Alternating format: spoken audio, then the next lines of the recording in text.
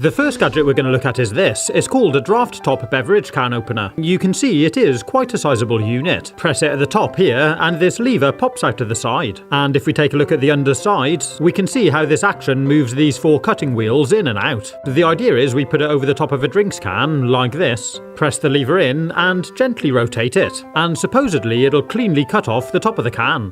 Well, it's pierced it, I can see some drink, but I'm not sure it's done much. No, I can't lift this off. And it's not pushing down in either. You can see it has made a small hole because there's drink coming out through it. Maybe I did something wrong, I'll try it again. So I placed it back over and squeezed the handle and rotated the can. Oh yeah, this is looking a bit more promising.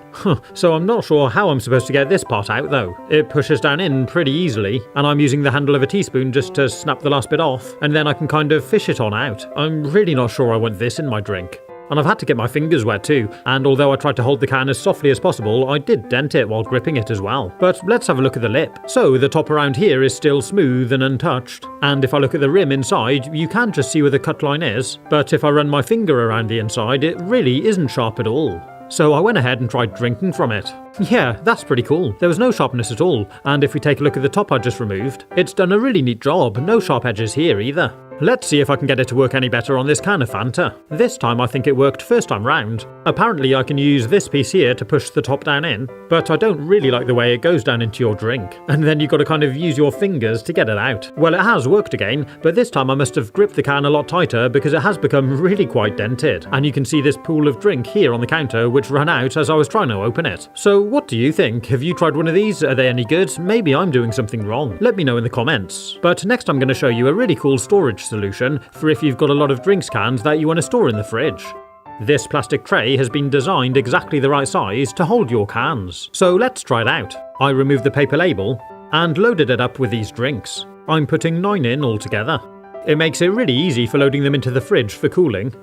And if you take one, it kind of rolls the next one to the front. Pretty cool, huh?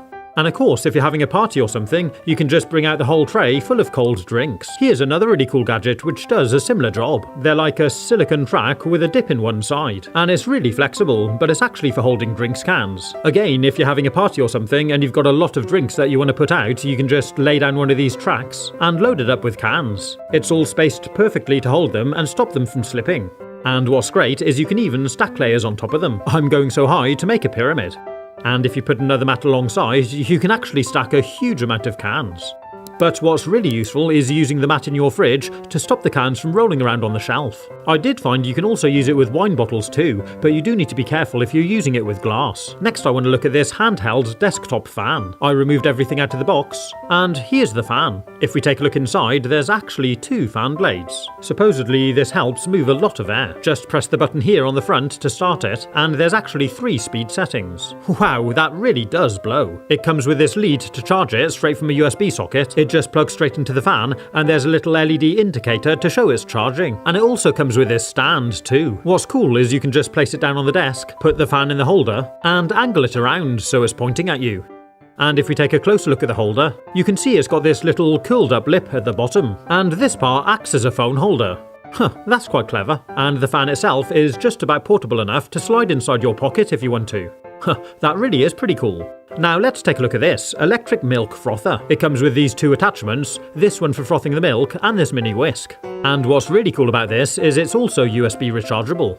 It's got 3 speed settings and it spins really fast. Ordinarily, you might think this is just useful for frothing up some milk for your coffee, and it does work really well for this. I'm just pouring a little bit into this glass so you can see it, and in no time at all, we've got some nice frothy milk. But I'm going to try using it to make a quick, really nice frothy milkshake. So I filled this glass up 3/4 with milk, then added a little bit of chocolate powder flavouring, and let's give it a go. And in no time at all, we've made this really delicious frothy chocolate milkshake. Look at that, beautiful and aerated. Next I want to take a look at this clever bottle opener. I undid the tie and removed it from the packaging. It's made in Germany, and you can see it's got these instructions printed on the top. It kind of looks like just a normal bottle opener, but when we turn it upside down, we see this kind of silicone pad in the handle. I used it to open up this bottle, and the idea is, once you've drunk a bit, if you don't want to finish the drink, you can take your opener and slide it over the top of the bottle like this. As you push it on harder, it tightens it up, and that silicone pad in the handle seals up the bottle. I turned it upside down and moved it about a bit, and it didn't spill a drop. That's really impressive. It does work really well, it slides on ever so easily, and it should help to keep your drink fresh and carbonated. The next thing we're going to take a look at are these weird plastic bottle tops. And when I say bottle tops, I mean these top parts of a bottle. They are quite curious, and the caps unscrew as normal, and they're actually meant to push on top of a drinks can, so let's see if they work. Once you've opened your drink, give the top a good firm push to clip it on over. It does feel like a really good snug fit, and it clips on well. And the idea is it can stop any animals from crawling inside your can, and you might find it easier to drink from or for pouring the drink into a glass. And of course, if you're on the move somewhere, it can help to stop your can from spilling. The top just screws on and off nice and easily, and when I tried a drip test, there doesn't appear to be anything at all leaking. That's impressive. I tried another one out on this can of Coke, and this time, although it's not designed to be held like this, I held the top and gave it a good shake, and no issues at all. It stayed firmly attached to the can. But this time when I gave it a leak test, I did see it dripping a little bit from the cap. These lids don't have rubber seals, so they're not quite airtight, and I think it has been designed like this to stop the CO2 building up from the drink and popping the gadget clean off the can. But for stopping animals crawling in, avoiding any spills when you're on the move, and to help you with pouring, I do think it's a really clever little gadget, and of course it can be used time and time again. Next I'm going to show you this really cool stainless steel tap to make your own watermelon party keg. To make it, you just chop the top off your watermelon and hollow it out. To start with, I'm using this pineapple spiralizing gadget. It screws down nicely into the watermelon, then you can pull it out to give you this amazing plug of fruit. Remove the handle and use this chopping tool that comes with it to make these perfect bite-sized pieces. I used a big spoon to hollow out the rest of the fruit and clean it out. This time I put it all into this blending jug and gave it a blend. And now it's all nice and emptied out, we're ready to install the tap. There's a link in the description if you want to buy one of these. I'm using this 16mm drill bit to drill a hole about a quarter of the way up the melon. This will help the tap to sit at an angle, and any sediment in the fruit will sink to the bottom, so it shouldn't block it up. To install it, just slide a washer over the thread and push it through the hole. Fit the seal, washer and nut to the other side, and that's our tap fitted.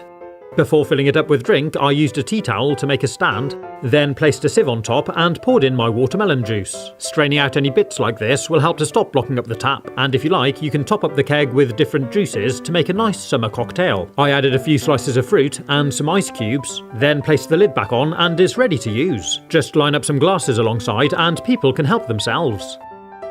Pretty cool, huh? And why not place the pieces of melon alongside with some cocktail sticks? Perfect for snacking on. The next thing I want to show you is this. It's a digital water timer. Let's take it out of the box and see what we've got. And it feels quite solid and really well built. It's got this connector here at the top and another one at the bottom. And if we turn it around, here's where we install some batteries. It takes a couple of AA batteries, and the battery cover has a rubber seal so it's watertight. And I'll show you how easy it is to use. The first thing to do is set the time, then enter the time that you'd like your hose pipe to turn on.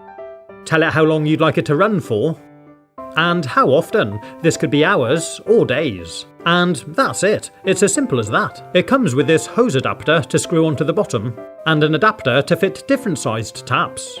The instruction manual is smart and easy to follow, and it feels like a quality product. To use it, just remove the hose and the hose adapter from the outside tap, then screw on the timer. Connect your hose back on at the bottom, then double check your settings are as you want them, and turn on the tap. That's all there is to it. When the time reaches the start time, it clicks itself on and allows water to go through your hose. I'm testing mine out with this garden sprinkler, and it worked perfectly.